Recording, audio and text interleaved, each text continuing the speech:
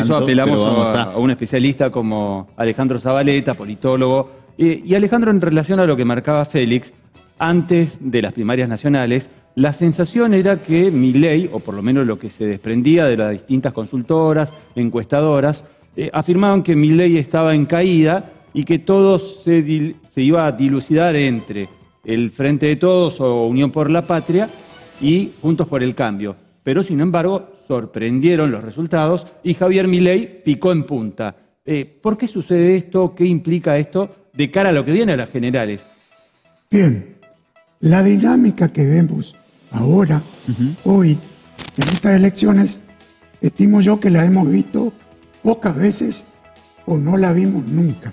Es decir, se tiene que volver a teorizar todo y no se puede. Se rompieron los libros, ¿no? Exactamente. Sí y no tanto. Después explico algunas cosas.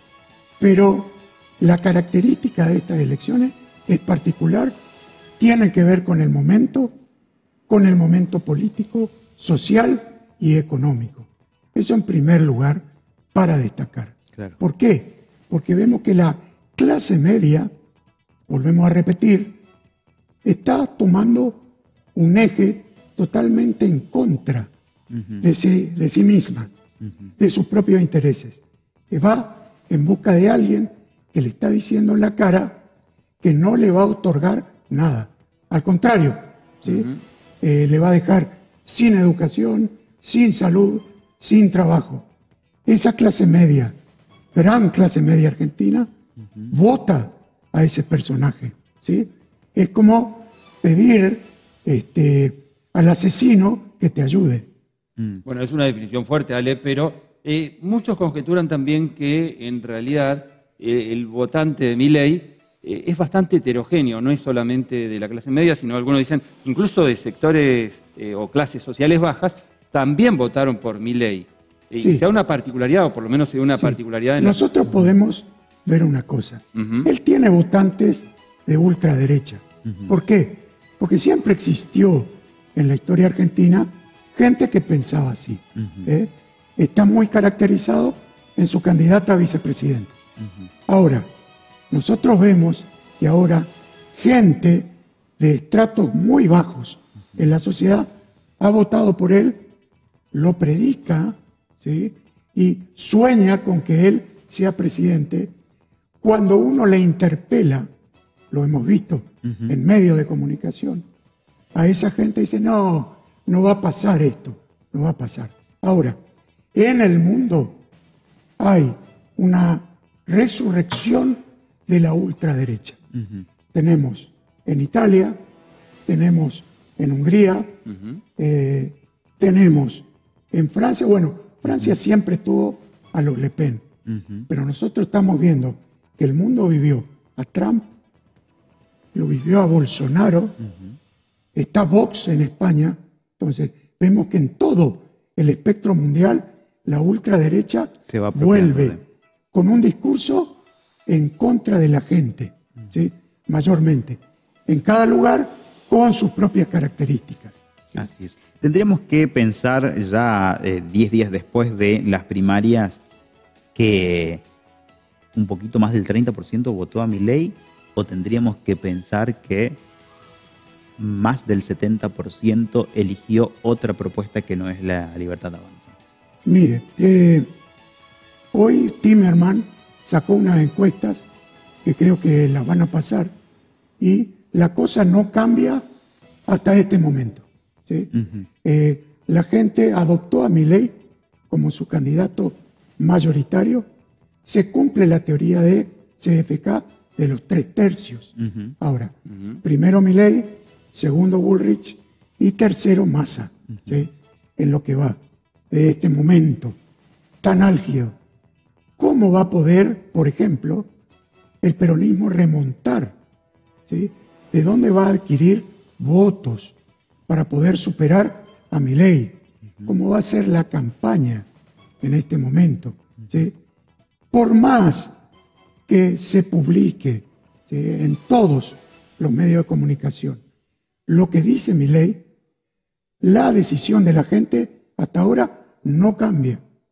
Sí cambió lo que le pasa a Bullrich. Bullrich ¿Qué cambió? disminuyó su intención de voto. Claro, y uno tiende a pensar que ante esa disminución del espacio de Bullrich, Alejandro, te consulto, va justamente atraídos por Javier Milei, ¿no? El voto de Bullrich va a Milei. Y hay una razón fundamental.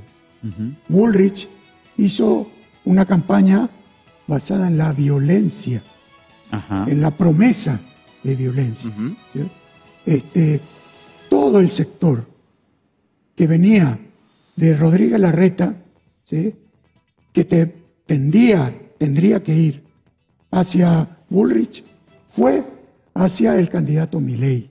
Claro. Fue hacia ahí. Eso es lo que se ve en las últimas encuestas. Ahora, en esas encuestas, Alejandro, te consulto también porque yo también vi eso que marcaba Raúl Timerman, y él habla que Milei está cerca de un 38%. ¿Está bastante cerca de ganar en primera vuelta, entonces? Sí, y un techo de 52%. Un techo que alto. son números peronistas, digamos, ¿no es cierto?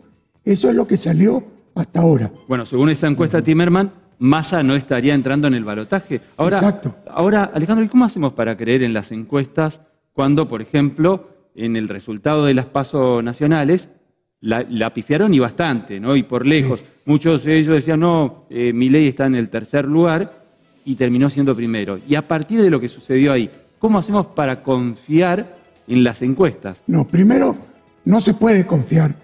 Es un marco de referencia nomás. Nada más que eso. Nada más que eso. Ahora, lo que sucede es algo. ¿Quién dio esa encuesta? Timerman es una persona creíble, ¿sí?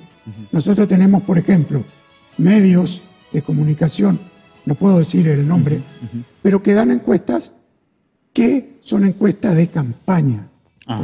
Van tirando hacia un candidato. Y además, muchas veces el diseño y el cambio de opinión de la gente, y la gente que no quiere contestar, se ve reflejado en la cantidad de votos que no se emitieron. Claro. O el voto blanco, o los que no fueron a votar. Eso podemos comparar. Ahora, hay una gran diferencia, si ustedes ven, en lo que se votó en las elecciones provinciales y municipales y en la votación nacional. Eso plantea otro escenario. Milei va a ser un presidente sin diputados, sin gobernadores, sin municipios, si logra ganar estas elecciones presidenciales. ¿Cómo va a sostener su gobierno? Lo hemos hablado personalmente. Bueno, lo ha marcado también, y lo hablábamos anoche en A Todo o Nada, uno de los grandes politólogos como Andrés Malamud, y él resaltaba que no va a tener gobernabilidad democrática Milei, precisamente por lo que estás marcando, y decía a lo mejor se va a parecer mucho, hay que mirar el espejo de Perú, en donde Alberto Fujimori hizo un autogolpe, o Pedro Castillo más recientemente trató de cercenar la legislatura de Perú. ¿Pensás que Milei puede ir para ese lado? Yo puedo agregar a eso, a lo que dijo Andrés, que puede ser también aquel Ecuador de Bucaram, que llegó a domingo Felipe Cavallo, y luego tuvieron que implementar la dolarización. ¿Y cómo consiguen hoy dólares los ecuatorianos? Con los carteles mexicanos. Eso está publicado y tienen vigencia allí. Es demasiado riesgoso. Demasiado riesgoso. La ultraderecha se está jugando acá en el país. Y la única manera que yo veo de que pueda gobernar Milei es bajo un sesgo autoritario. ¿O qué otro planteo? Me gustaría escuchar a más personas, como Andrés Malamud, a ver qué se puede opinar. Malamud dijo Perú. Yo le agrego Ecuador de aquella época. Que es fuerte también, ¿no? Muy fuerte. ¿Por qué? Porque está en el ADN de la ultraderecha argentina recurrir a lo que no es democracia. Se lo ha cuestionado a Milei. Pero diga, ¿usted va a ser democrático? Y no contestó. Claro. No contestó. Lo planteo en un escenario de posibilidad. ¿Sí? Nada más que por eso. Alejandro, muchísimas gracias por estos minutos, por acompañarnos en este cierre de la semana. Roberto, no, por también, favor. muchas gracias. Vamos a estar atentos a los debates televisivos. Sí. del próximo domingo, del próximo lunes, que sabemos que usted va a estar en la cobertura. Lo seguiremos, Eso. Félix. Bueno, listo. Ahí estaremos entonces y también abiertos a escuchar sugerencias que lleguen atrás del tema. Pero por favor, para Bueno. eso estamos.